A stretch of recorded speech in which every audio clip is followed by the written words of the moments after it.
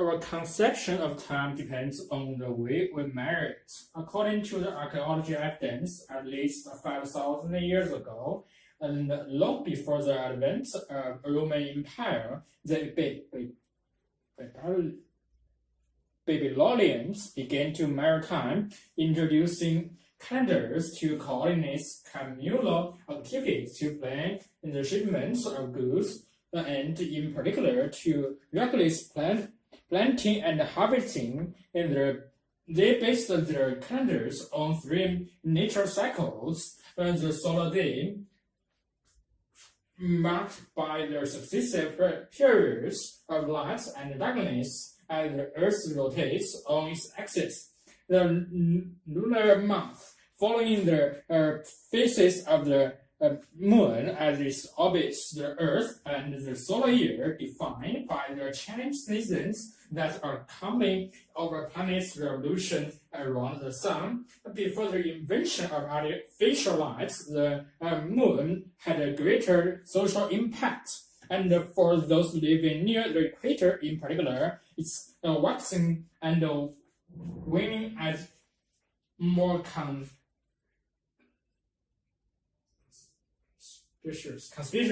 than the passing of the seasons. Hence, the calendars that were developed at the lower latitudes were influenced more by the lunar cycle than by the solar year. In more northern climes, however, where seasonal agriculture was practiced, the solar year became more crucial as the Roman Empire expanded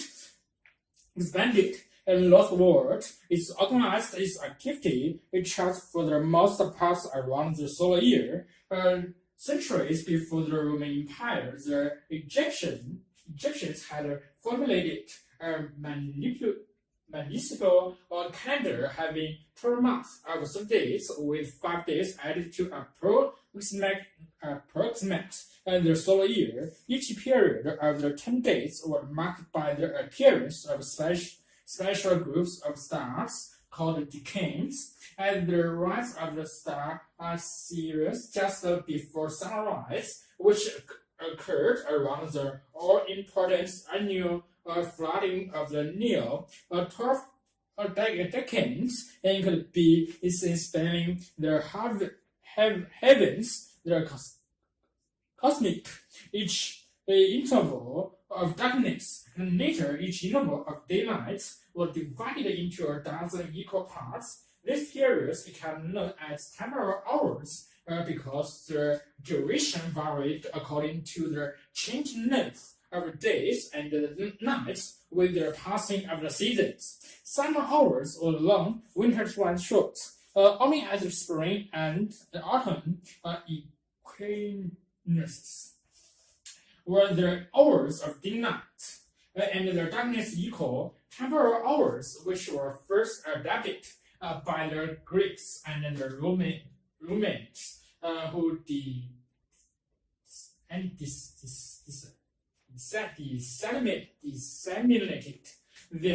disseminated them through Europe, remained in use for more than 2,500 years. In order to track temporal hours during the day, inventors created sundials, which indicates time by the length or direction of the sun's shadow. The sundials counterparts, the water clock, were designed to measure temporal hours and lights. One of the first water clocks was a basin with a small hole near the bottom through which the water dripped out. The falling water level denoted the passing hour, and its drip below hour line inscribed on the inner surface. Although these devices performed satisfactorily around the Mediterranean, they would not always be dependent on it in the cloudy and often freezing weather of Northern Europe.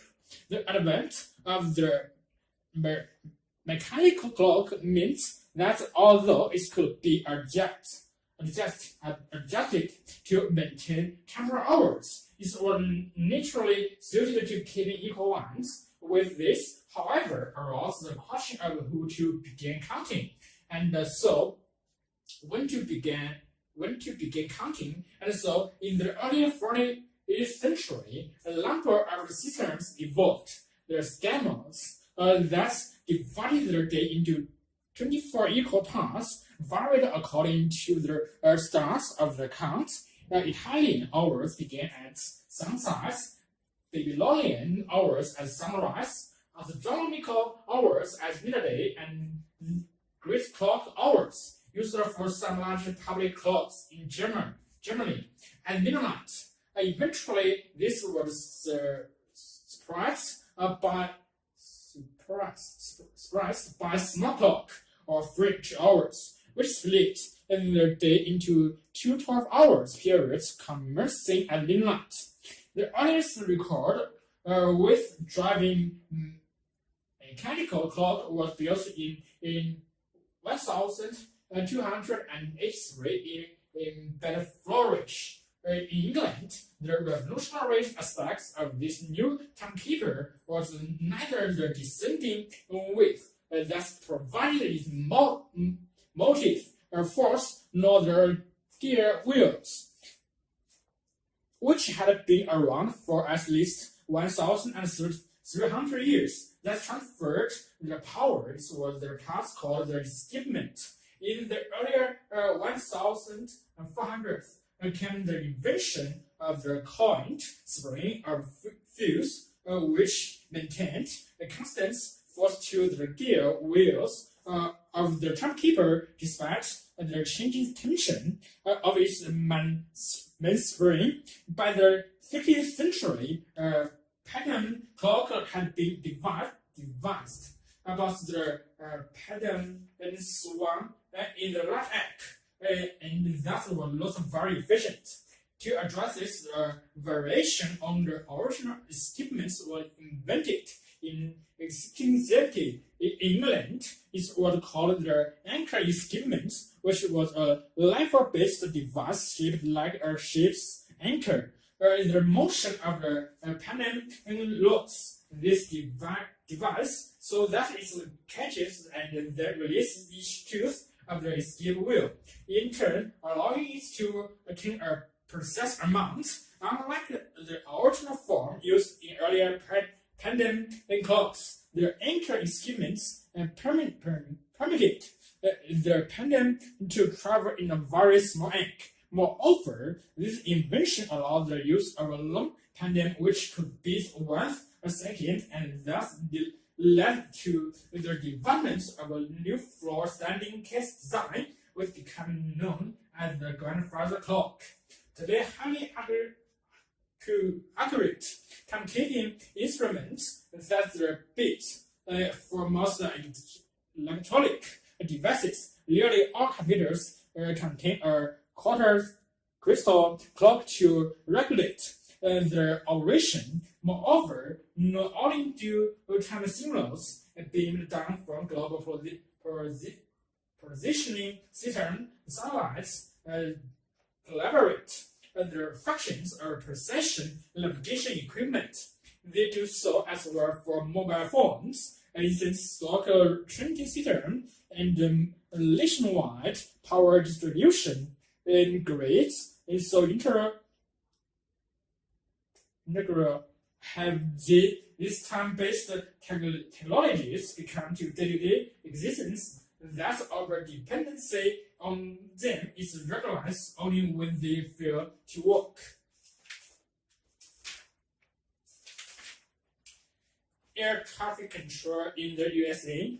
An accident that occurred in the sky over the Grand Canyon in 1956 resulted in the establishment of the Federal Aviation Administration to regulate the oversee the operation of aircraft in the skies of the United States, which were becoming quite congested.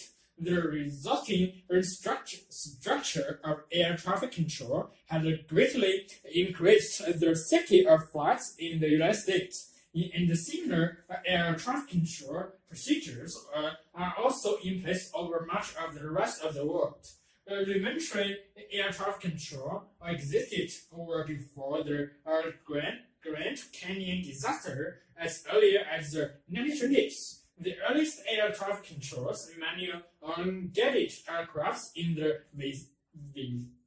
vicinity of the airports using lights and flags were beacons and flashing lights were placed along across country routes to establish the earliest airways. However, the purely visual system was unless in bad weather, and by the 1930s, radio communication was coming into use for ADC. The first region to have something approximately today's ADC was New York City, with other major metropolitan areas following soon after. In the 1940s, ADC centers could take advantage of the newly developed radar and the improved radio communication brought about by the Second World War, but the system remained rudimentary. It was only after the creation of the FAA that full-scale regulation of American airspace took place. Now, this was fortuitous, for the advent of the jet engine suddenly resulted in a large number of very fast planes, reducing payload, merging of errors, and particularly demanding some sets of rules to keep everyone were separated and operating safely in the air. Many people think that ADC consists of a row of controllers sitting in front of their radar screens at their nation's airports, handling arriving and departing traffic. What to do? This is a very incomplete part of the picture. The FAA released that the airspace over the United States would at any time have many different kinds of planes, each flying for many different purposes in a variety of weather conditions, and the same kind of structure was needed to accommodate all of them. To meet this challenge, the following elements were put into effect. First, ADC extends over virtually the entire United States. In general, from 365 meters above the ground and higher, the entire country is blanketed by controlled airspace. In certain areas, many near airports, controlled airspace extends down to 215 meters above the ground, and in the immediate vicinity of the airports, all the way down to the surface. Controlled airspace is that airspace in which FAA regulations apply as well. In uncontrolled airspace, pilots are bound by fewer regulations. In this way, the recreational pilot who simply wishes to go flying for a while without other restrictions imposed by the FAA has only to stay in uncontrolled airspace below 365 meters, where the pilots who does want their protection afforded by ADC can easily enter the controlled airspace. The FAA then recognized two types of operating environment, including meteorological conditions. Flying would be permitted under visual flight rules (VFR), which suggests a strong reliance on visual cues to maintain an acceptable level of safety. For visibility necessitate a set of instructional flight rules (IFR), under which the pilots rely on altitude and navigational information provided by the plane's instrument panel to fly safely. On a clear day, a pilot in controlled airspace can choose a VFR or IFR flight plan and the FA regulations were devised in a way which accommodates both VFR and IFR operations in the same airspace. However, pilots can only choose to fly IFR if they possess an instrument rating which is above and beyond the basic pilot's license. That must also be held. Control airspace is divided into several different types, designated by the letters of the alphabet. Uncontrolled airspace is designated Class A, where controlled airspace below 5,490 meters above sea level and not in the vicinity of the airports is Class E, or airspace above 5,490 meters is designated Class A. The reason for the division of Class E and Class A airspace stems from the type of planes operating in them. Generally, a Class E airspace is where one finds general aviation aircraft, few of which can climb above 5,490 meters anyway, and commercial turboprop aircraft above 5,490 meters is the realm of the heavy jets. This jet engine operates more efficiently at higher altitudes. The difference between Class E and A airspace is that in Class A, all operations are IFR, and the pilots must be instruments rated. That is skilled and licensed in aircraft instrumentation. This is because the ATC control of the entire space is essential. Three other types of airspace is Class D, C, B, and B govern in the metropolitan and the major metropolitan airports respectively, and encompass interclass C and encompass increasingly rigorous sets of regulations. For example, the VFR pilots have to enter Class C airspace is establish two-way radio contacts with ITC, though explicit permission from ITC to enter is needed. Although the pilots must continue to obey all regulations governing VFR flights to enter Class B airspace, such as on approach to a major metropolitan airports, and explicit ITC clearance is required. The private pilots who cruises without permission into their airspace risk losing their license. Telepath. Can human beings communicate by thoughts alone for more than a century? And the issue of telepath has divided the scientific community, and even today it still sparks a bitter controversy among top academics.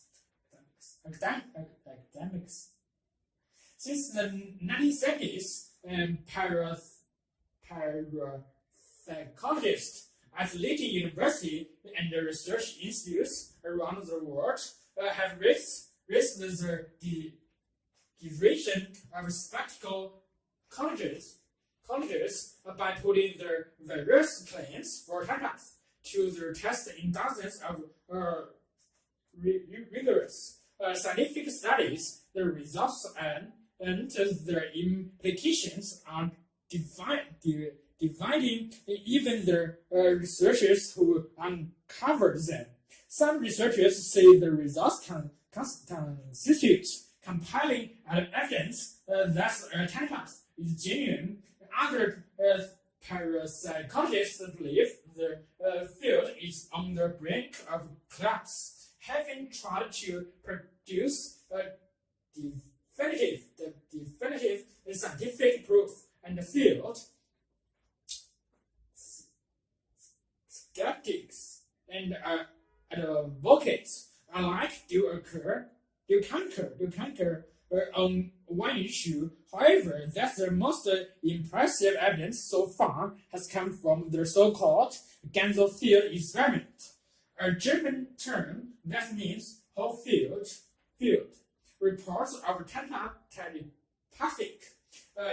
experience had by people during meditation led parapsychologists to suspect that telepathy must involve signals passing between people that were so faint that they were literally swept by lower brain activity. In this case, such signals must be more easily detected by those experiencing meditation, like tranquility in a relaxing whole field of light, sound, and warmth. The gut field experiments try to recreate these conditions with participants sitting in the reclining chairs in the sealed room, listening to relaxing sounds where their eyes are covered with special filters lighting in only soft pink light.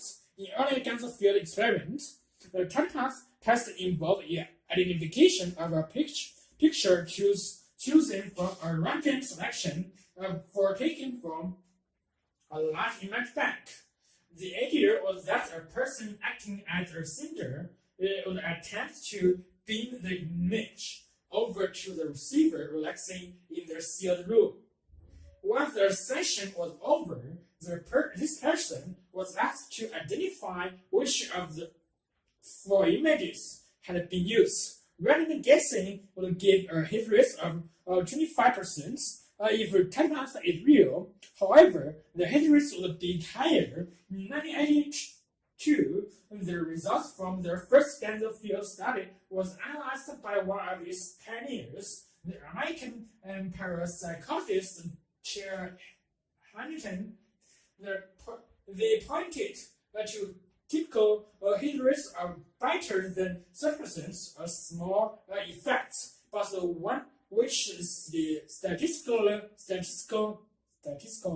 test suggested could not be put down to chance. The implication was that the Ganser field method had revealed real evidence for telepathy, but there was a crucial flaw in this argument when routinely overlooked in more conventional areas of science, just because chance had been ruled out as an explanation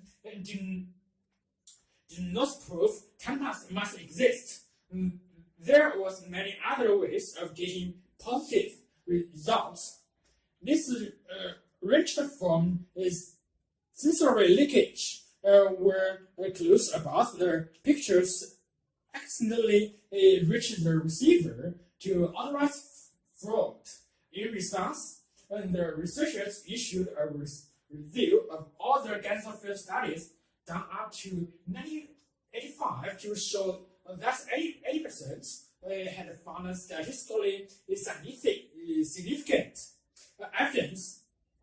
However, they also agreed that there were still too many problems in their experiments which could lead to positive results, and they drew up a list demanding new standards for future research. After this, many researchers switched to Ganser field tests in automatic variants of the technique which use computers to perform many of the key tasks, such as the random selection of images, and by minimizing human involvement. The idea was to minimize the risk of flawed results. In 1987, results from hundreds of other Ganser field tests were studied by Hamilton in the meta-analysis, a statistical technique for finding the overall results from a set of studies. Though less compelling than before, the outcome was still impressive. Yet some parapsychologists remain disturbed by the lack of consistency between individual Ganser field studies. defenders of the telepath point out that the demanding impressive evidence from every study ignores one basic statistical fact. It takes large samples to detect small effects. If as a current result suggests, telepaths produce histories only marginally above the 25% expected by chance. It is unlikely to be detected by a typical Ganser field study involving around 40 people. The group is just not big enough. Only when many studies are combined in a meta-analysis where the faint signal of telepaths really become apparent. And that is what researchers do seem to be finding. What they are certainly not finding, however, is any change in attitude of mainstream scientists must still totally reject the very idea of telepath. The problem stems at least in part from the lack of any plausible mechanism for telepath. Various theories have been put forward, many focusing on esoteric ideas from theoretical physics. And they include quantum entanglement, in which events affecting one group of atoms instantly affect another group, no matter how far apart they may be, whereas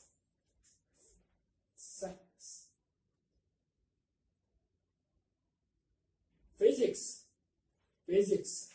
have demonstrated entanglement with specially prepared atoms. No one knows if this also existed between atoms making up human minds. Answering such questions the transform parapsychology. This has promoted some researchers to argue that the future lies not in collecting more evidence for telepath, but in probably impossible mechanism. Some work has begun already with researchers trying to identify people who are particularly successful in organ field trials.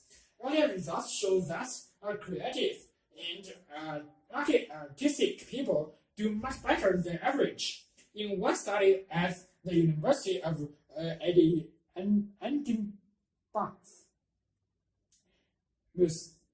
musicians achieved a hit rate of 56%. Perhaps more tests like this will eventually give the researchers the evidence that are seeking and strengthening in the case for the existence of telepath.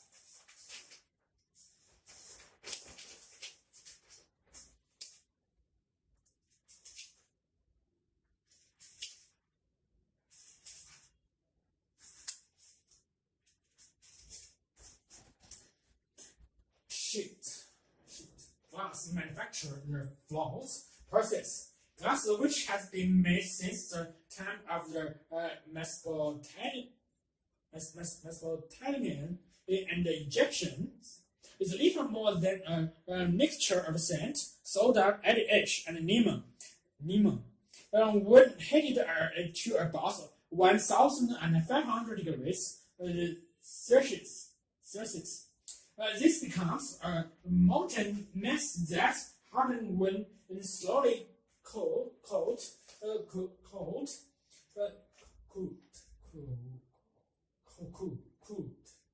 The first successful method for making clear, flat glass involved spinning. This method was very effective, as the glass had not touched any surface between being soft and become hard, so it stayed perfectly blemished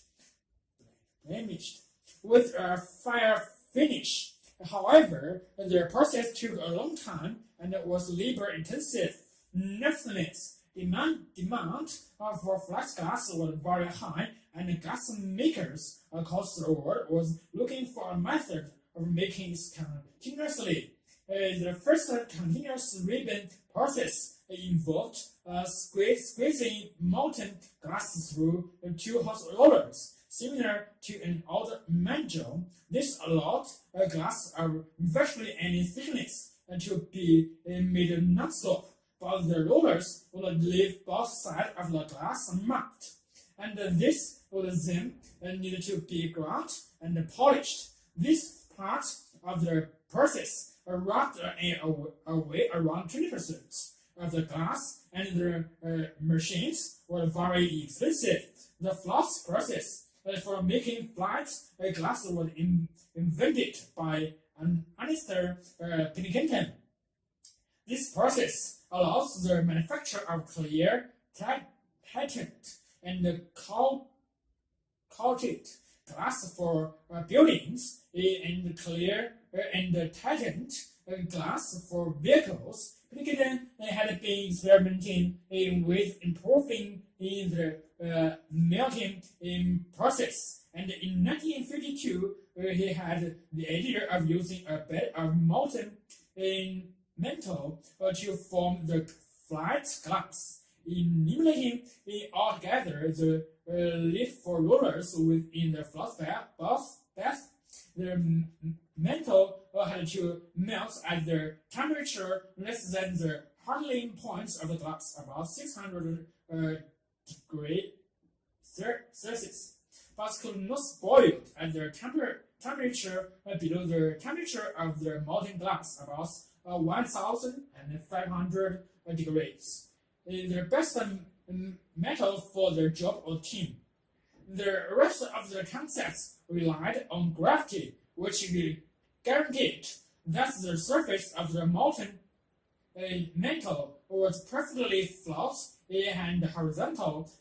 Consequently, when pouring molten glass onto the molten tin, the underside of the glass would also be perfectly flat. If the glass were kept hot enough, it would flow over the molten tin until the top surface was also flat, horizontal, and perfectly parallel to the bottom surface. Once the glass cooled to 604 degrees or less, it was too hard to melt and could be transported out of the cooling zone by rollers. The glass settled to a thickness of 6 mm because of surface tension interactions between the glass and the tin. By fortunate coincidence, 60% of the flat glass markets at that time was for 6 mm glass.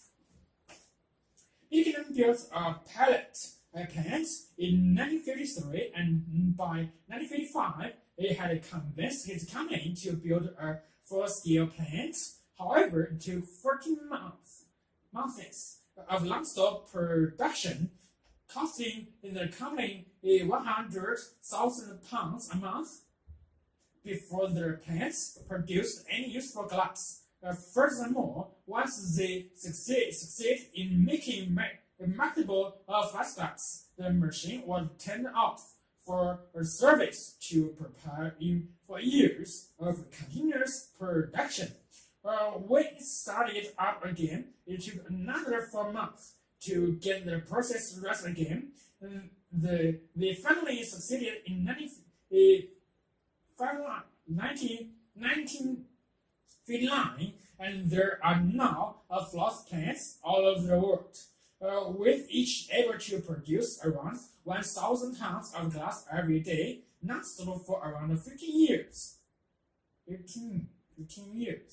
The floss plants today make glass of near optical quality, safer process, and melting, refining, homogenizing take place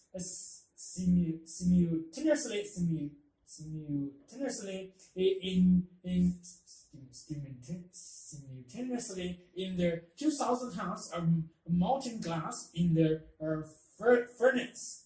They occur in separate zones in the complex glass flow driven by high temperatures. It adds up to a continuous melting process lasting as long as 30 hours. That delivers glass smoothly and continuously to the floss bed. And from there to a coating zone and finally a heat treatment zone where stresses are formed during cooling are relieved.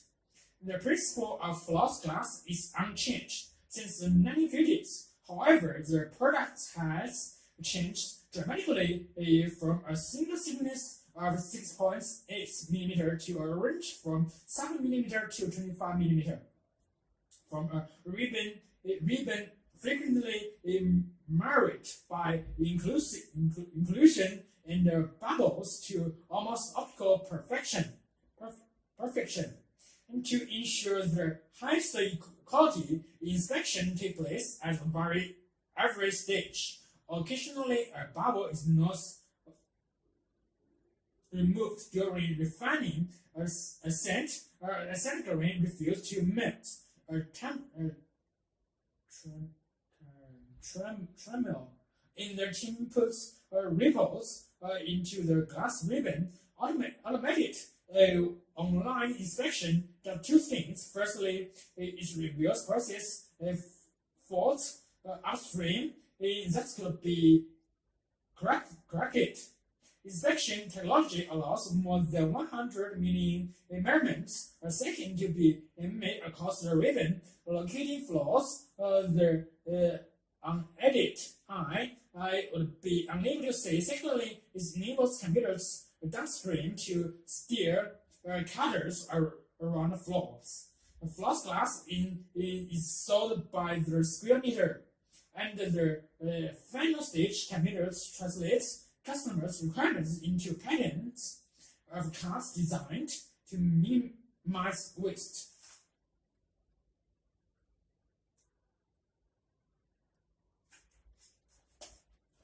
The little SH. This book will provide a detailed explanation of the little SH and other climatic shifts, but before I embark on that, let me provide a historical context.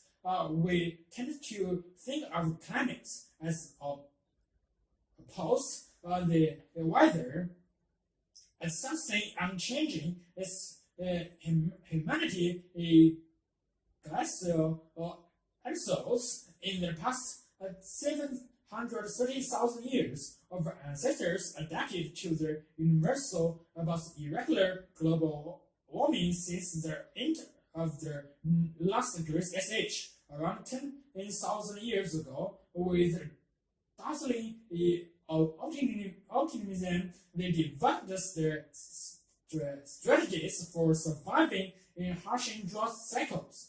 Decades of heavy rainfall or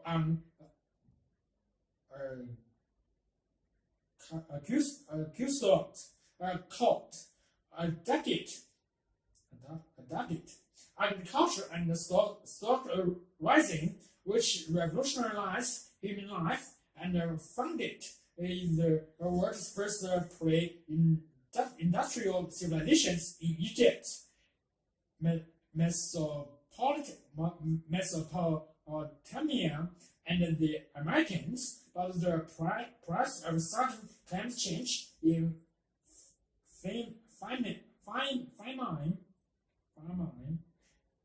disease and suffering was often high. The little SH lasted from roughly 1,300 until the middle of the 19th century. Only 2 centuries ago, Europe experienced a cycle of bitterly cold winters. Mountain glaciers in the Swiss Alps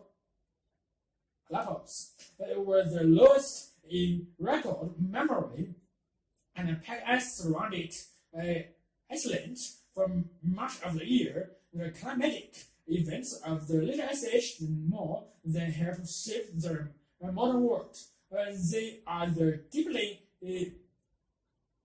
important context for the current unprecedented global warming. The little ice age was far from a deep freeze. However, was an irregular seesaw of a rapid climate shift, lasting more than a quarter century, driven by complex and atmospheric interactions between the atmosphere and the ocean. The seesaw brought cycles of intensely cold winter and easterly winds. Then switched abruptly to years of heavy spring and earlier summer rains, middle winters, and frequent attack.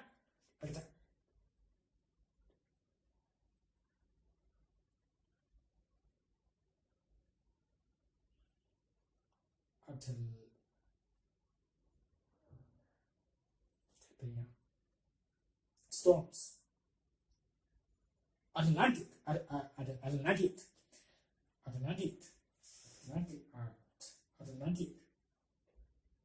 Other periods of droughts, less northeasterly winds, and summer heat waves.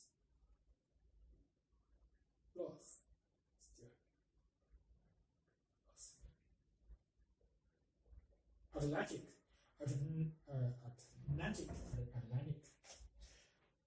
Reconstructing in the climate changes of the past is extremely difficult because systematic weather observations began only a few centuries ago in Europe and Latin America, because from India and tropic Africa are even more recent. For the time before records began, we have only policy records restricted largely from tree ranges, and its course supplemented by a few incomplete written accounts.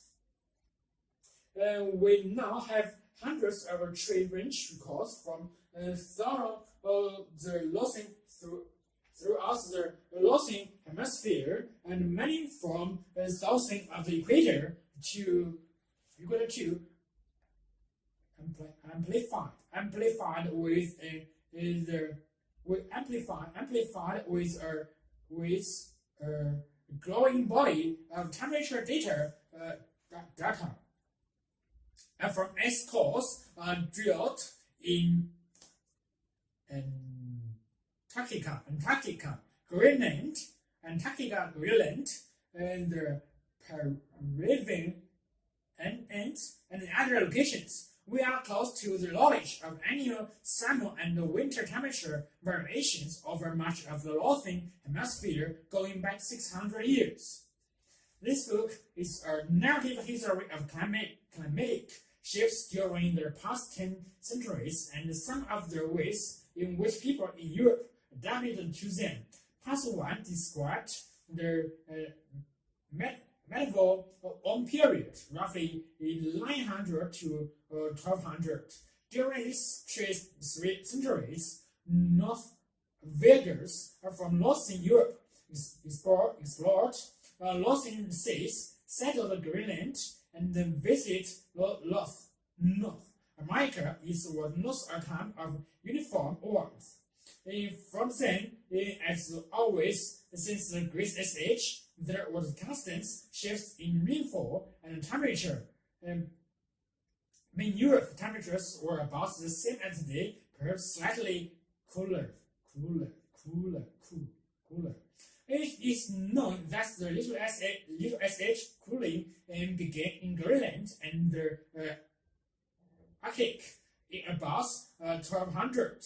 As the Arctic ice pack spread southward, Northwesterners to the west were rerouted into the open Atlantic, then ended altogether.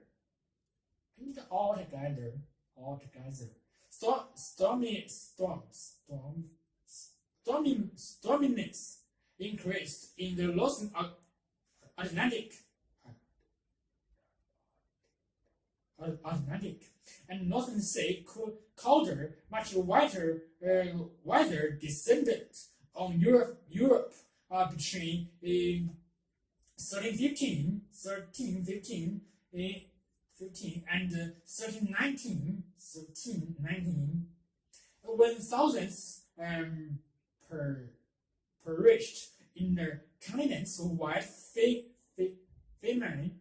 By 1400, the weather had 1400, the weather had become decidedly more unpredictable and stormier, with sudden shifts and lower temperatures thus culminated in the cold decades of the late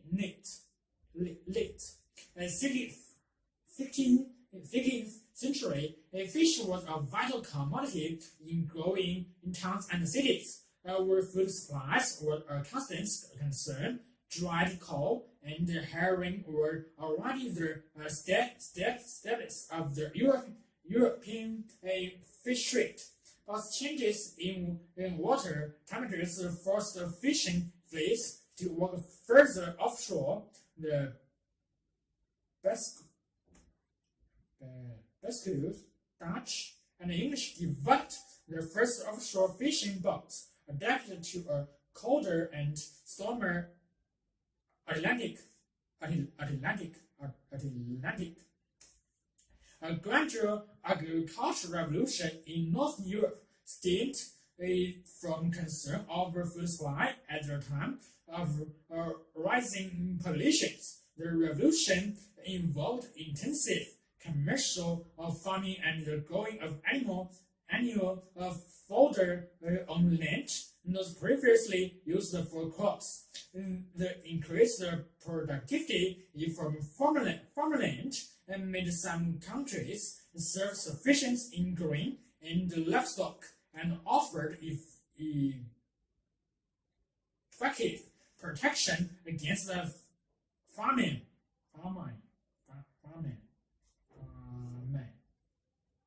Global temperatures began to rise slower after 1850. With the beginning of the modern warm period, there was a vast migration from Europe by land-hungry farmers and others, to which the famine caused by the Irish potato blight. It contributed to North America, Australia, New Zealand, and Southern Africa. Millions of hectares of forest and woodland fell before the newcomers' access. Between 1850 and 1890, as intensive European farming method expanded across the world, the unprecedented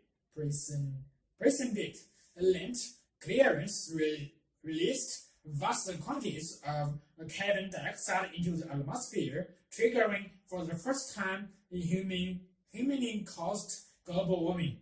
Temperatures climbed more rapidly in the 20th century as the use of fossil fuel proliferated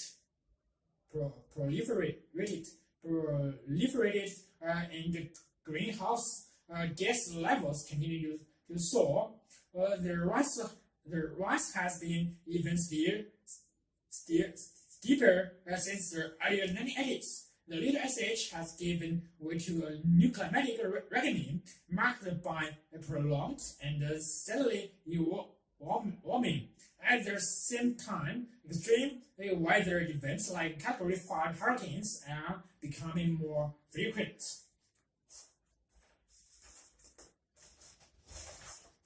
The meaning of power of smell.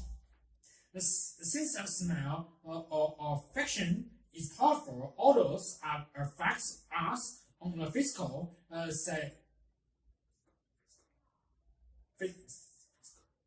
physiological and social level. For the most part, however, we breathe in the aromas which surrounded us with being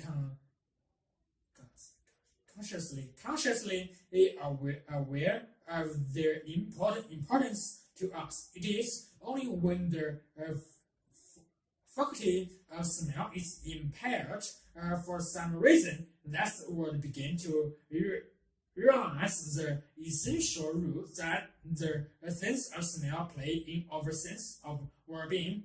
A survey conducted by Authorling Synod at Montreal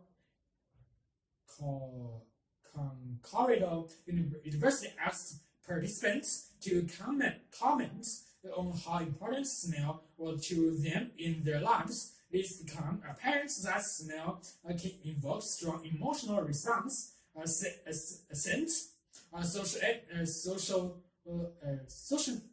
associated with the good experience can bring a rush of joy, when full odors or when associated with a bad memory may make us grimace with disgust. Respondents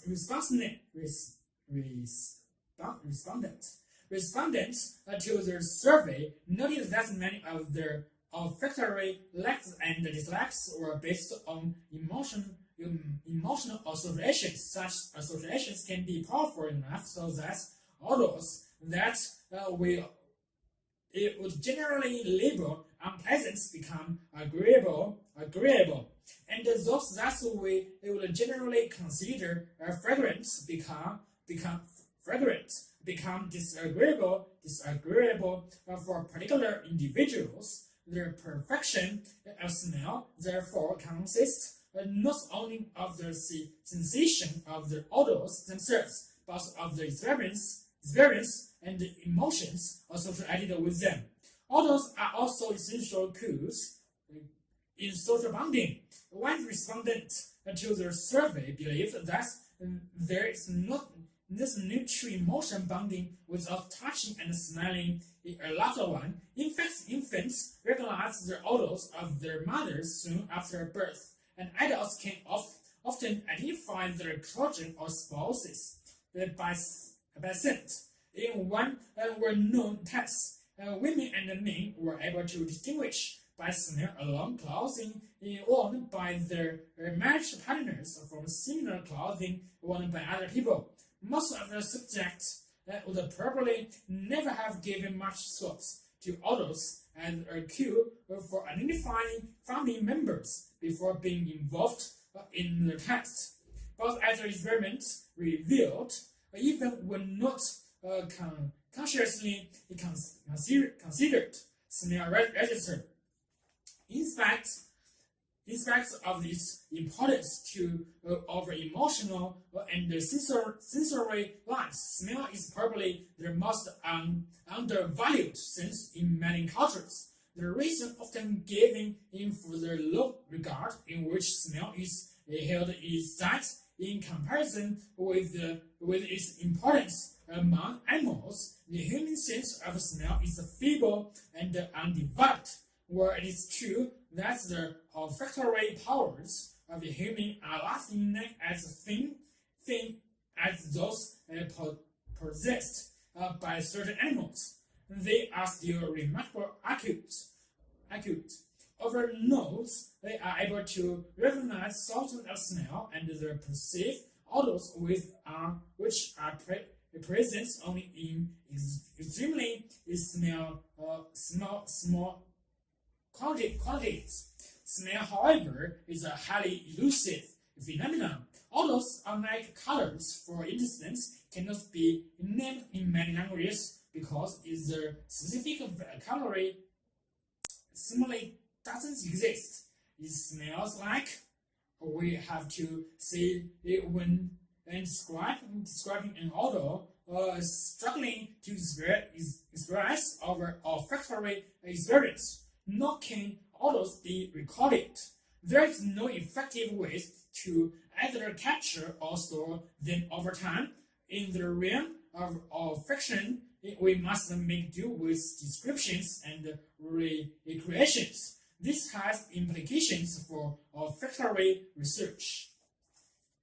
Most of the research on smell undertaken to this has been of physical scientific nature. Significant evidence have been made in the understanding of the biological and the chemical nature of affection, but many fundamental questions have yet to be answered. Researchers have still to decide whether smell is one sense or two, one responding to odor proper and the other registering in odorless chemicals in the air. Other unanswered questions are whether the nose is the only part of the body affected by odors, and how smell can be measured objectively given the non-physical components. Questions like this mean that interest in the psychology of smell is inevitable set to play an increasingly important role for researchers. However, smell is not simply a biological or a psychological phenomenon. Smell is a cultural, hence it is a social and historical phenomenon. Odors are invested with cultural values. Smells that are considered to be offensive in some cultures may be perfectly acceptable in others. Therefore, our sense of smell is a means of and a model for interacting with the world. Different smell can provide us with experiences interiorized by the members of society in a deeply personal way, importantly overcome commonly held feelings about smells can help distinguish us from other cultures. The study of the cultural history of smell is, therefore, in a very real sense, an investigation into the essence of human culture.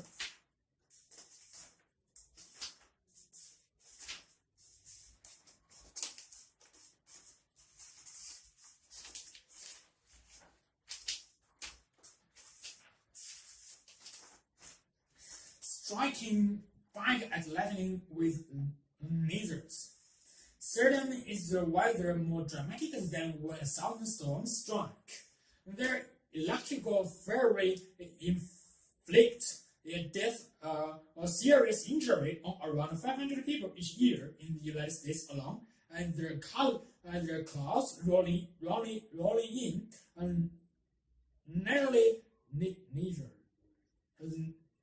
nearly a round of golf can become a terrifying and dies with death. Also in the open, a lone golfer may be rattling in both most inviting targets. And this is and there is a damage. And there is a damage to property too. Rattling damage cost American power companies more than 100 million US dollars a year. But researchers in the United States and Japan are planning to hit back. Already in laboratory trials, they have tested strategies for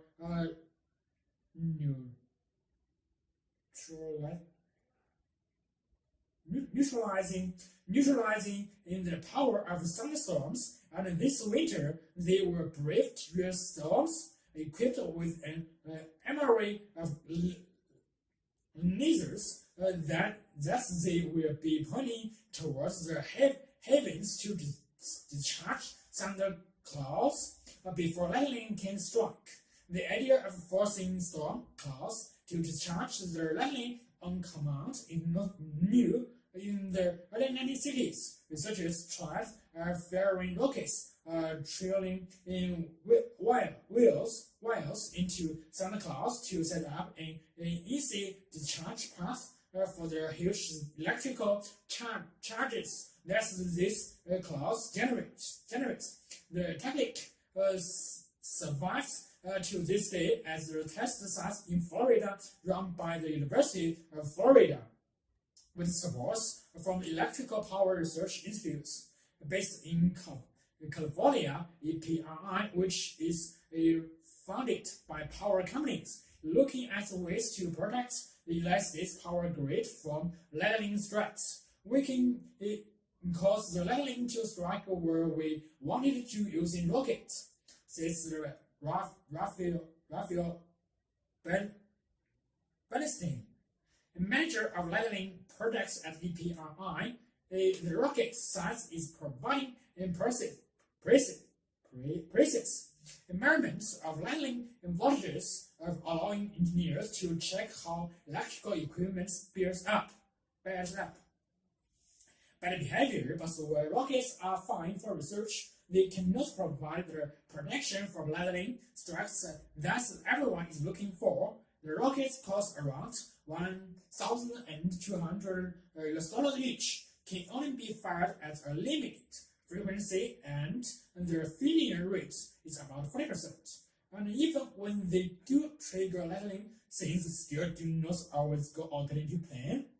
Lightning is not perfectly well behaved, says Bernstein. Occasionally it will take a branch and go someplace it wasn't supposed to go. And anyway, who would want to fire streams of rockets in a populated area, what goes up must come down, points out Jane include Dance of the University of New Mexico. Dance is leading a project which is backed by EPRI to try to use lasers to discharge lightning safely. And the safety is a basic requirement since no one wants to put themselves or their expensive equipment at risk, which with around $500,000 invested so far, a promising system is just emerging from the laboratory. The idea began some 20 years ago when high-powered lasers were revealing their ability to extract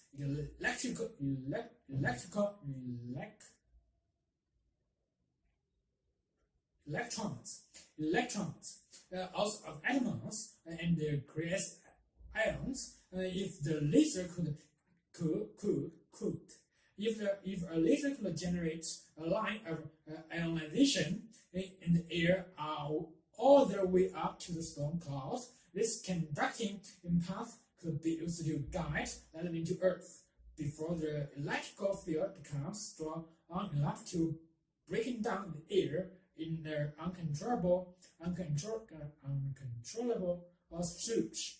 To stop the laser itself being stuck, it will not be pointed strikes at the clouds. Instead, it will be directed as a mirror, and from there into the sky. The mirror will be protected by placing lightning conductors close by. Ideally, the cloud zapper gun will be cheap enough to be installed around all key power installations and portable enough to be taken into international sporting events to be mapped as brainstorm clouds.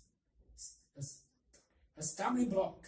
However, there is still a big stumbling block.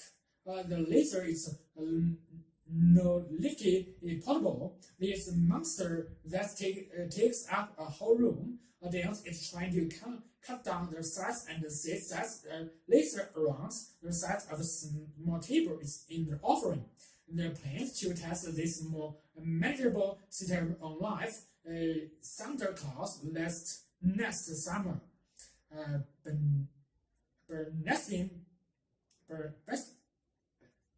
Bernstein insists that Daniel system is attracting lots of interest from the power companies, but they have not yet came up with $5 million that EPRI says will be needed to develop a commercial system. by making the lasers less smaller and cheaper, I cannot say I have money yet, but I'm working on it. Says Bernstein, he reckons that the forthcoming field test will be the turning point, and he's hoping for good news. Bernstein predicts an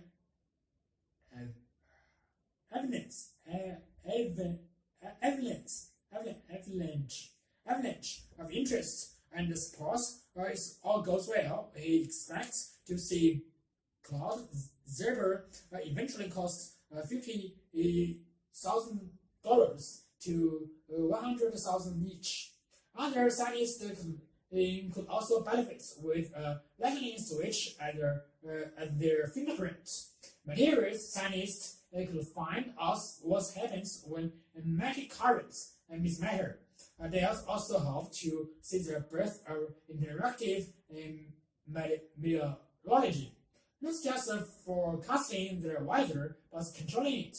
If we could discharge clouds, we might affect the weather, he says, and perhaps, says Daniel, we will be able to confront some other meteorological mechanics.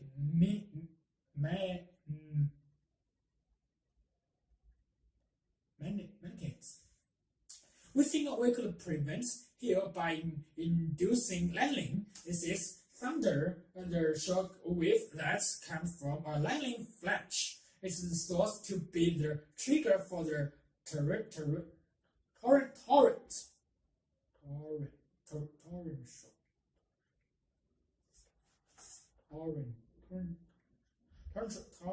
torrential rain.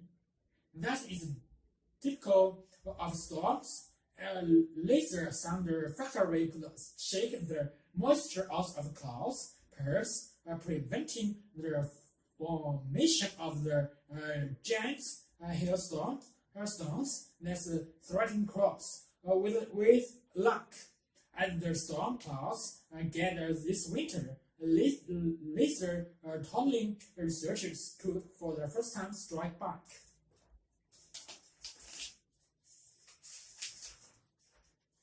The nature of genius. And there has always been an interest in genius and prodigies. The word genius from the Latin gene family, and the term genius means begetter, come from the earlier Roman cult of the divinity as the head of the family. In its earlier form, genius was concerned with the ability of the head of the family, the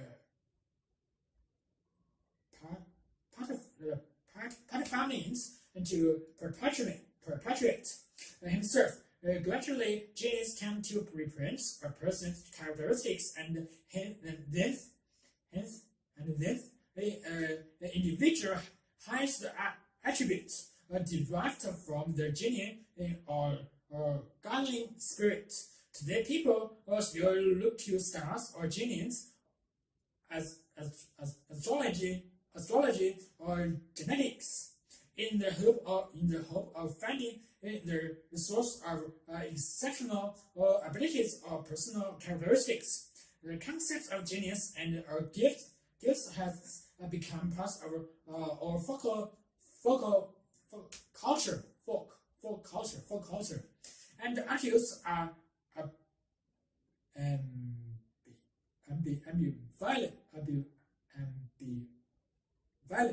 ambivalent towards them.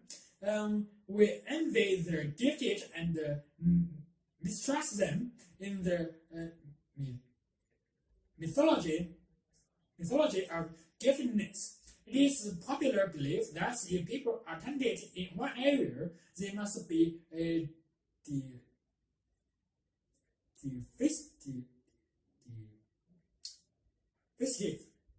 defective in another. That intellectuals are impractical, that prodigies burn too brightly, too soon, and burn out. Thus, gifted people are eccentric, and they are physical weakenings. Thus, there's a thin line between genius and madness. Thus, genius runs families that the gifted are so clever they don't need special help. Thus, giftedness is the same as having a high IQ. That some races are more intelligent or musical or mathematical than others. Thus, genius goes unrecognized and unrewarded. Thus, adversity makes men wise, or the people with gifts have a responsibility to use them. Language has been enriched with such terms as hairbrow, a hat, a blue stocking, wasker, no wall, boffin, and for many, intellectual is the term of delegation. The 19th century saw considerable interest in the nature of genius and produced not a few such famous prodigies. Perhaps for us today, two of the most significant aspects of most of these studies of genius are the frequency with which earlier encouragements and teaching by parents and tutors had beneficial effects on the intellectual, artistic, or musical developments of the children, but caused great difficulties of adjustment later in their lives, and the frequency with which abilities went unrecognized by teachers and schools. However, the difficulty with the evidence produced by these studies fascinating as they are in collecting together anecdotes and apparent similarities and exceptions. Thus, they are not what we would today call normal or referenced. In other words, when, for instance, information is collated about earlier illnesses, methods of upbringing, schooling, etc., we must also take into account information from other historical sources about how common or exceptional these were at the time. For instance, infant mortality was high and life expectancy much shorter than today. Home tutoring was common in the families of the nobility and wealthy.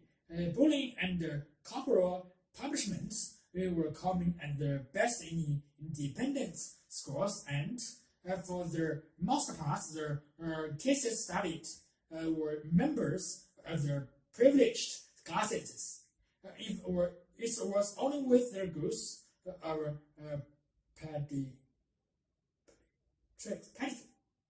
pediatrics and psychology in the 20th century that studies could be carried out on a more objective, if still not always very scientific basis. Genuineness. However, they are defined about the peaks which send us through the midst of history and are visible to the particular observer from his or her particular vantage point. Changing the observers and their vantage points clear away some of the myths, and the different laws of peaks appear. Genius is the term we apply to those who we recognize for those outstanding achievements and who stand near the end of the continuum of human abilities, which reaches back through the mandates and the medical to the incapable. there is still much truth in Dr. Samuel Johnson's observation.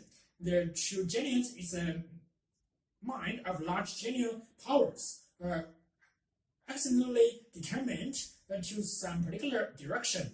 We may disagree with the general, for we doubt if all musicians of genius could have become scientists of genius, or vice versa. But there is no doubting the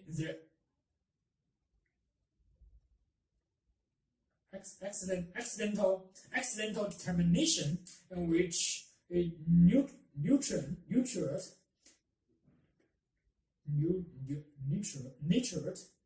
or triggered their gifts into those channels into which they have poured their powers so successfully.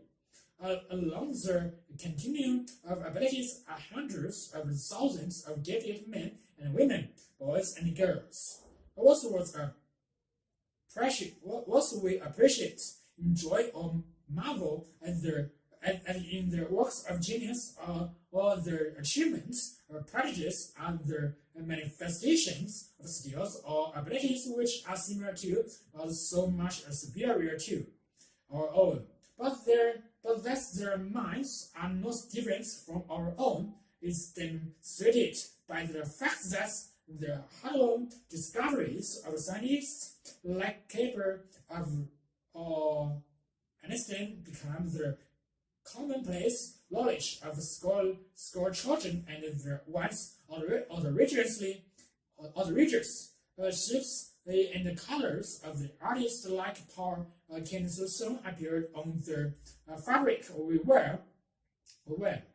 This does not minimize the supremacy of their achievements, which outstrip our own at the sub-4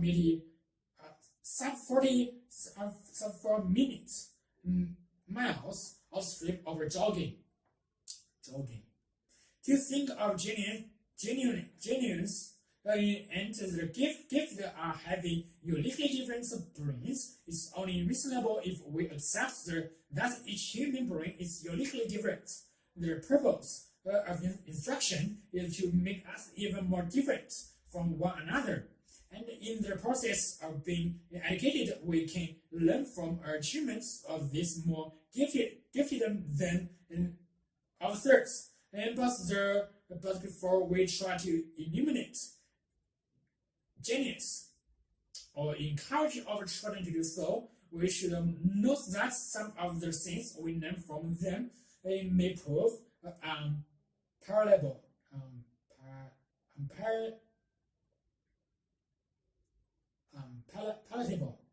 We may envy their achievements and fame, but we should also recognize the price they may have paid in terms of perseverance, single-mindedness, dedication, restrictions on their personal lives, their demands upon their energies and time, and how often they have to display great courage to preserve their integrity or to make their way to the top. Genius and giftedness are relative descriptive terms of no real substance. We may at best give them some precision by defining them and placing them in a context, but whatever we do, we should never delude ourselves into believing that gifted children are genuines are different from the rest of humanity, except in the degree to which they have developed their performance of their abilities. How does the biological clock tick? Our lifespan is restricted. Everyone expects that this is biological observes. Nothing lasts forever, however, is there. In these statements, we think of artificially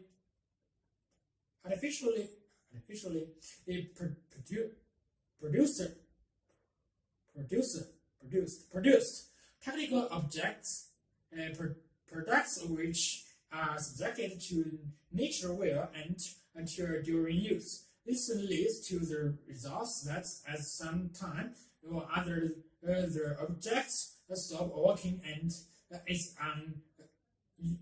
unuseful. This in the biological sense, but other wear and tear and the loss of function of technical objects and the death of living organism are really similar or comparable. Outdated products are static closed systems. It is always the basic material which constitutes the objects and which in the natural course of things is all done and become ordered.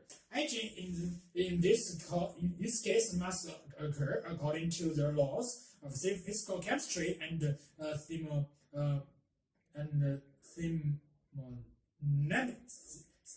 thermodynamics. Also, the same law holds for the living organism. The result of this law is not inexorable in the same way, at least as long as the biological system has the ability to renew itself. It could actually become ordered without aging. An organism is an open, dynamic system through which new material continuously flows. Destructions in old material and the formation of new material are thus impermanent. Dynamic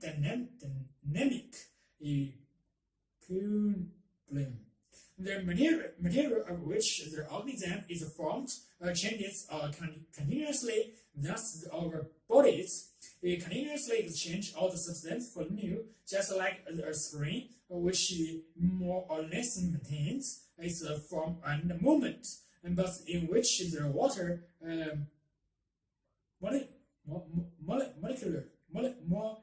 molecules are always different.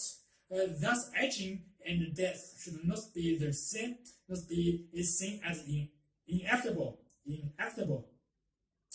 Particularly as the organism possessed mechanism for repair, it is not, in principle, necessary for a biological system to age and die. Nevertheless, a restricted lifespan, aging, and then death are basic characteristics of life. The reason for this is easy to recognize in nature. The existence of organisms as they adapt or are regularly replaced by new types because of changes in their genetic material. Mutations. These have new characteristics, and in the course of their individual lives, they are tested for optimal or better adaptation to the environmental conditions. In modernity, they would describe this term. This term is leaves room for new and better life. This is the basic problem of evolution. Every organism has a lifespan which is highly characteristic. There are striking differences in lifespan between different species, but within one species, the parameter is relatively constant. For example, the average duration of human life has hardly changed in thousands of years. Also, more and more people attain an advanced age as a result of developments in medical care and better education. The characteristic upper limits for most remains at years. Further agreement against the simple wear and tear theory is the observation that the time within which organism age lies between a few days, even a few hours for cellular organism, and several thousand years as with mammoth traits. If a lifespan is genetically determined and biological characteristic, is logically necessary to propose the existence of an internal clock, which in some way measures and controls the aging process, and which finally determines death as the last step in the fixed program. Like the lifespan, the metabolic rate has for different organisms a fixed mathematical relationship to the body mass. In comparison to the lifespan, this relationship is inverted. The larger the organism, and the lower its metabolic rate. Again, this relationship is valid not only for birds, but also similarly on average within the systematic unit for all other organisms, plants, animals, uncellular organisms, animals which live virtually with energy become particularly old. For example, crocodiles and turtles, parrots, and birds of prey are often held chin up. Thus, they are not able to experience life, and so they attain a high lifespan in captivity. Animals which save energy by hibernation or nesting, for example, bats or hedgehogs, live much longer than those which are always active. The metabolic rate of mass can be reduced by a very low consumption of food. Hunger death. They then may live twice as long as their well-fed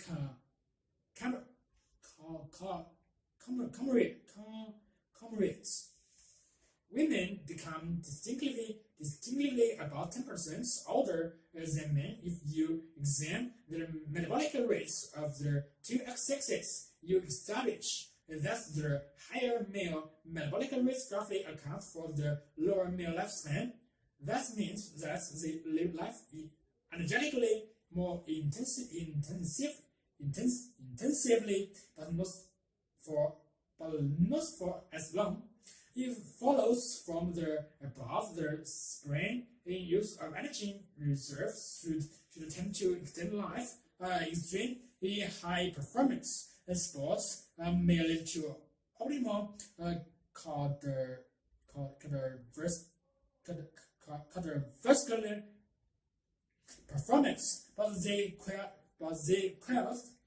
certainly do not prolong life. Relaxation lowers metabolic rates and thus adequate sleep, and in general equable and balanced personality. Each of us can develop his or her own anti-saving program with a little self-observation in crucial self-control, and above all, logical consistency. Experience will show that to live in the way not only increases the lifespan, but is also very healthy. These final aspects should not be forgotten.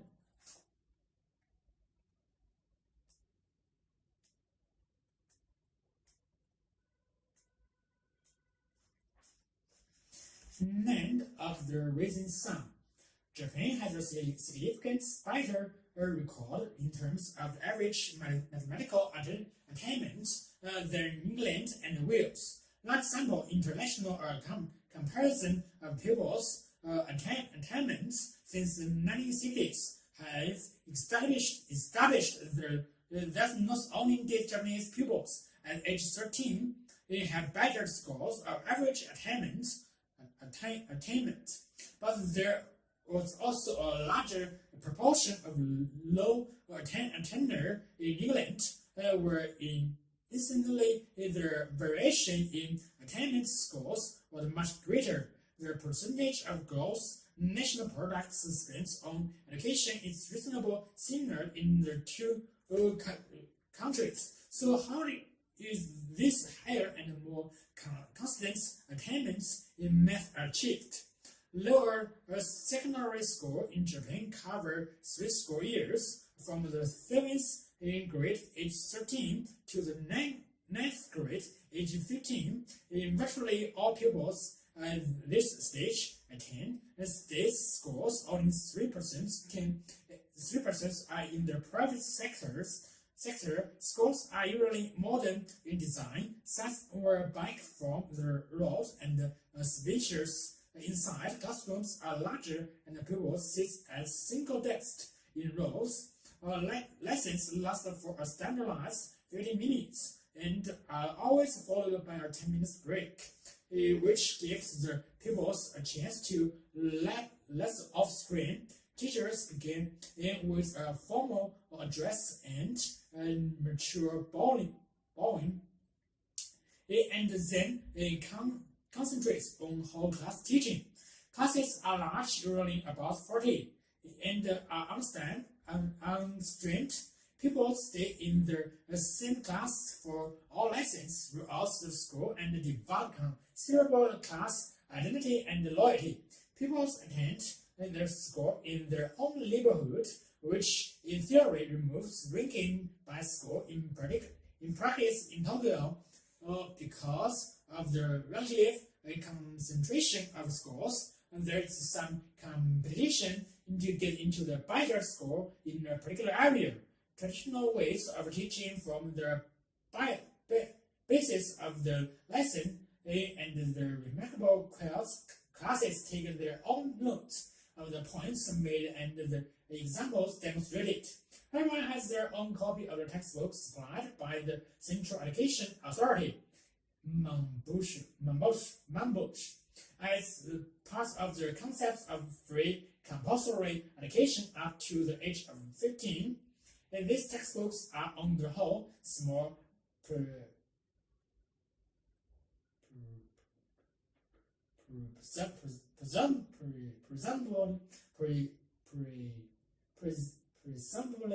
presumably expensive to produce, but were set out and logically developed. One teacher was particularly keen to introduce color and picture into math textbooks. He feels this would make them more accessible to people brought up in cotton culture. Besides approving textbooks, Mambush also decides the highly centralized national curriculum and how it is to be delivered. Lessons all follow the same pattern. At the beginning, the pupils put solutions to their homework on the board. Then the teachers comment, corrects or elaborates. And lastly, pupils make their own homework. This is an important principle in Japanese schooling, as it enables people to see where and why they made a mistake, so that this can be avoided in future. No one minds mistakes or ignorance as long as you are prepared to learn from them. After homework has been discussed, and the teacher explains the topic of the lesson slowly and with a lot of repetition and elaboration. Examples are demonstrated on the board. Questions from the textbook are walked through first with the class, and then the class sets questions from the textbook to do individually. Only rarely are supplementary worksheets distributed in the math class. The impression is that the logical nature of the textbooks and the comprehensive coverage of different types of examples, combined with the relative homogeneity of the class, renders works unnecessary. At this point, the teacher would circulate and make sure that all the pupils were copying well. It is remarkable that large mixed ability classes could be kept together for math throughout all their compulsory schooling from 6 to 15. Teachers say that they give individual help at the end of lesson or after school. taking extra work is necessary. In observed lessons, any strugglers will be assisted by their teacher or quietly seek help from their neighbor. Carefully fostered class identified makes people keen to help each other, and which is in their interest since their class progresses together. This is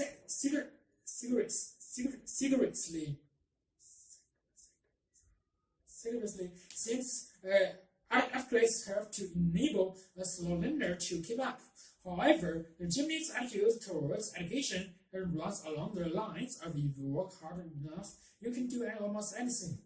Parents are kept closely informed of their children's progress and will play a part of helping their children to keep up with the class, sending them to Joku private evening tuition if extra help needed, and encouraging them to work harder seem to work, at least for 95% of the school population.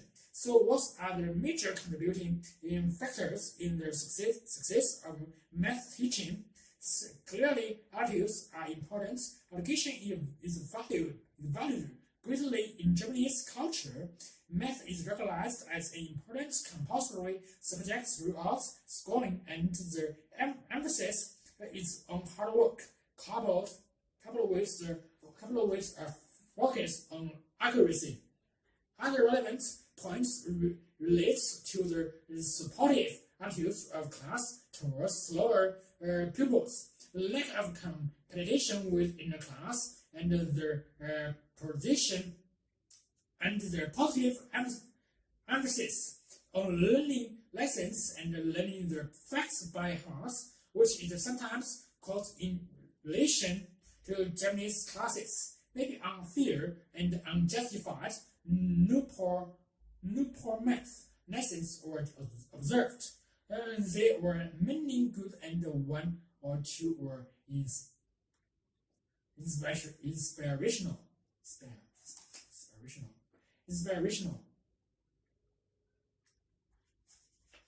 Practical control of pets, the continuously and rigorous use of synthetic chemicals for the control of pets, which pose a threat to agricultural crops and human health, is proving to be counterproductive. Apart from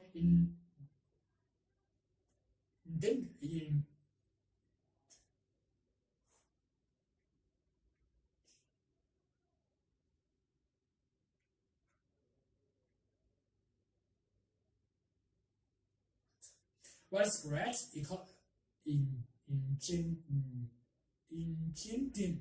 engendering widespread ecological disorders. Pesticides have contributed to the emergence of a new breed of chemical resistance, highly lethal superbugs. According to a recent study by the Food and Agriculture Organization (FAO), more than 300 species of agricultural pests have developed resistance to a wide range of potent chemicals, not to be left behind other disease-spreading pests. About 100 species of which have become immune to a variety of insecticides non-use.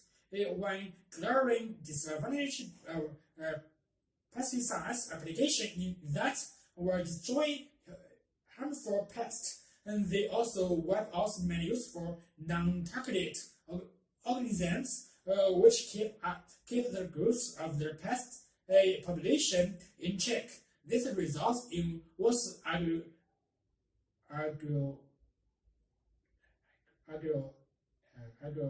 ecologists call the treadmill syndrome, because of their tremendous breeding potential and genetic diversity. Many pests are known to withstand synthetic chemicals and bear offspring with a built-in resistance of pesticides. The havoc that the treadmill syndrome can bring about is well illustrated by what's happened to cotton farmers in Central America in the early 1940s. Basking in the glory of chemical-based intensive agriculture, the farmers are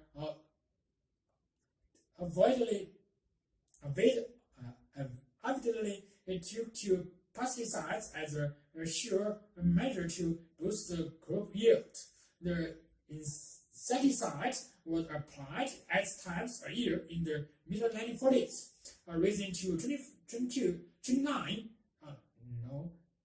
28 in the season in the mid-1950s.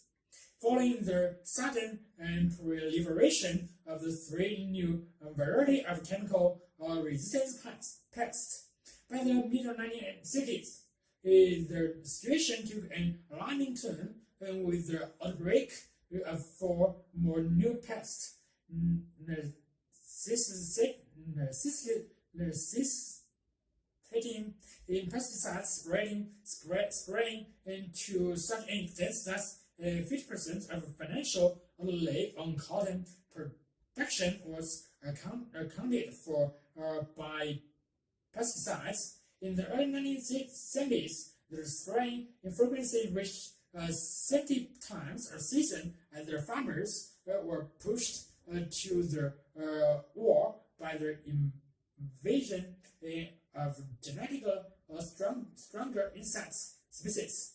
Most of the pesticides in the market today remain inaccurately tested for properties that cause cancer and malnutrition,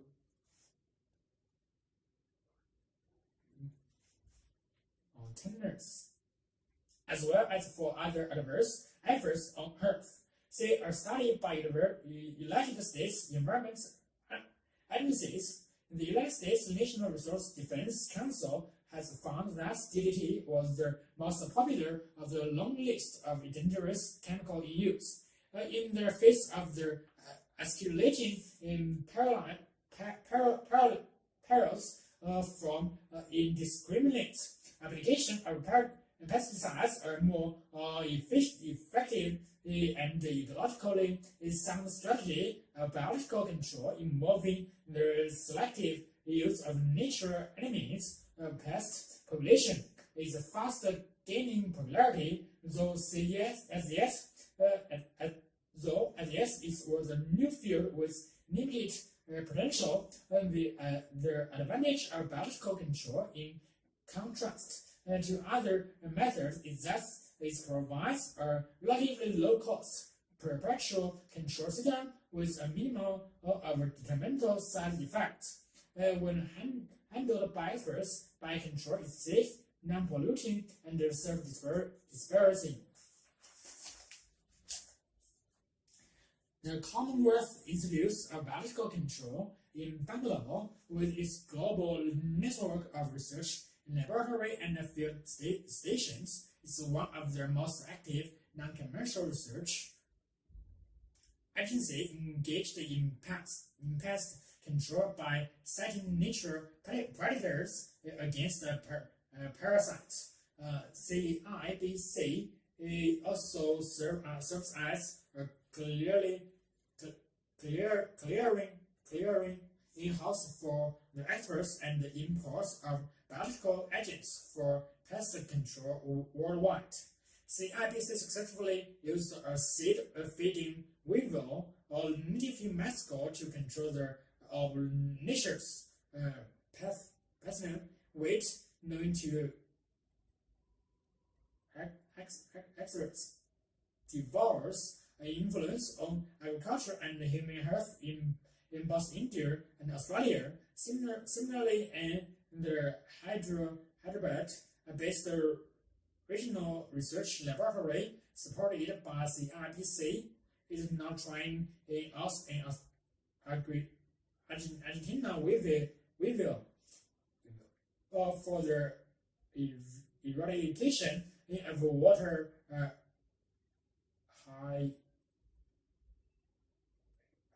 hiking.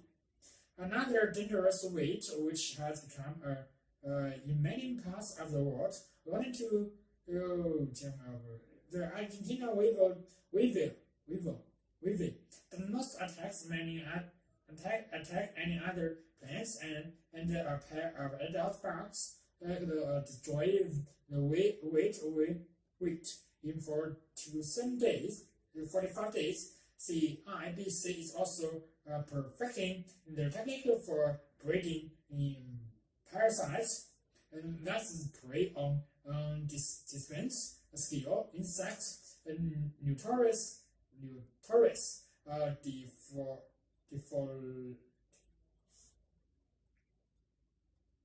fruits trees in the US and India, how effectively biological control can be impressed into service is proved by the following examples in the late 1960s, when flourishing coconut groves were planted by milling spiders, larval parasites imported from Singapore brought the pest under control. A natural predator indigenous to India was found useful in control all in the rootless growth skill insects that were devouring in forage grass in many parts of the US by using beetle native to Brazil. Scientists freed a 12-kilometer long canal from the cultures of the wheat. Well, let's start. Popular called Africa pale in Kerala. About 30,000 hectares of rice field infected by this weed. Packing ants specimen. Packing ants can be as simple as picking up stray ones and placing them in a glass jar, or as complicated as completing an exhaustive survey of all species present in an area and estimating the relative abundances. The exact method used will depend on the final purpose of the collections, and for taxonomy or classification, long series from a single nest which contain or cast workers, including major and minors, and if present, queens and males are desirable. To allow the determination of variation within species.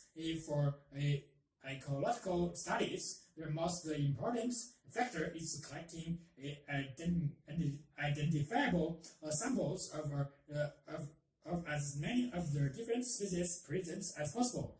Unfortunately, these methods are not always compatible. The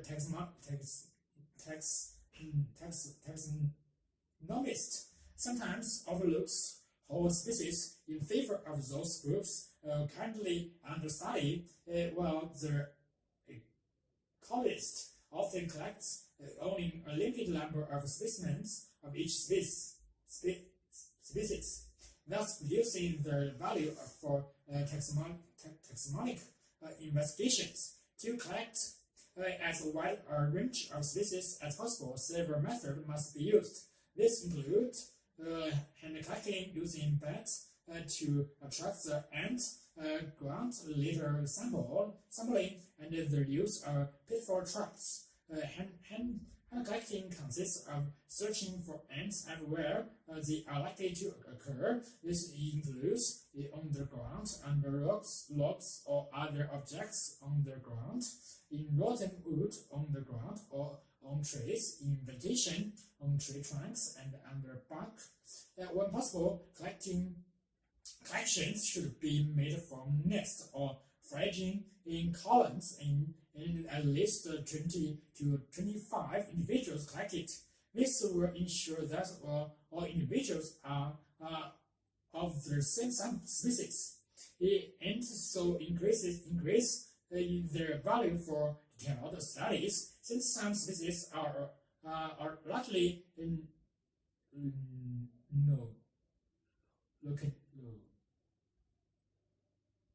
controlled. Collection should not be confined to daytime. Specimens are collected using a aspirator, often called a potter, forceps, a fine, moistened painting brush, or fingers. If the ants are known not to sting. Individual insects are placed in plastic or glass tubes of 1.5 to 3.0 ml.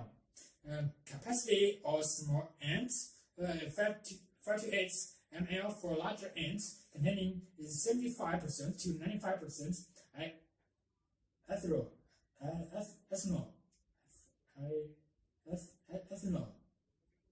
Plastic tubes with skewer to top are better than in glass because they are lighter and do not break as easily if mishandled. Bats can be used to attract and concentrate forages. This often increases the number of individuals collected as attracts species that are otherwise elusive.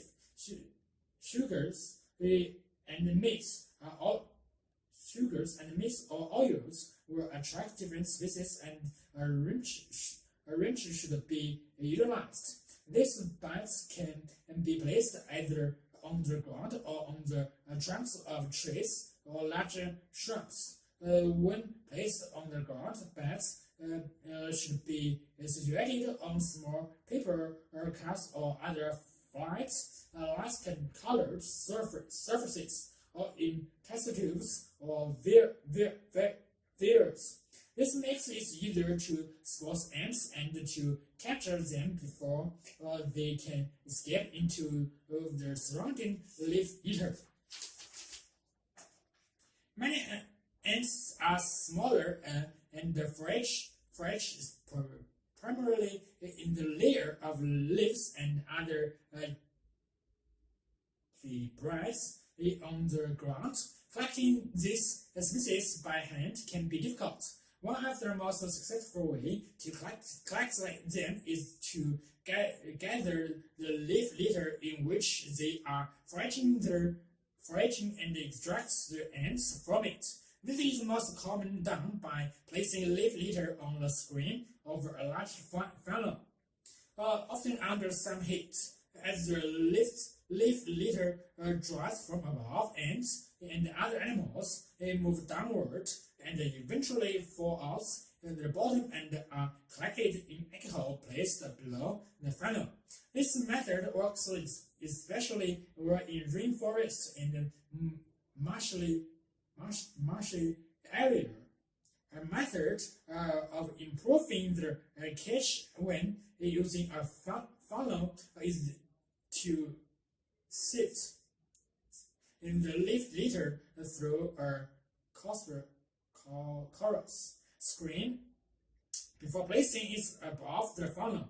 This will concentrate the litter and remove larger leaves and twigs. It will also allow more litter to be sampled when using a limited number of funnels. The pitfall trap is another commonly used tool for collecting ants. A pitfall trap can be any small container placed in the ground with the top level with the surrounding surface and filled with a preservative.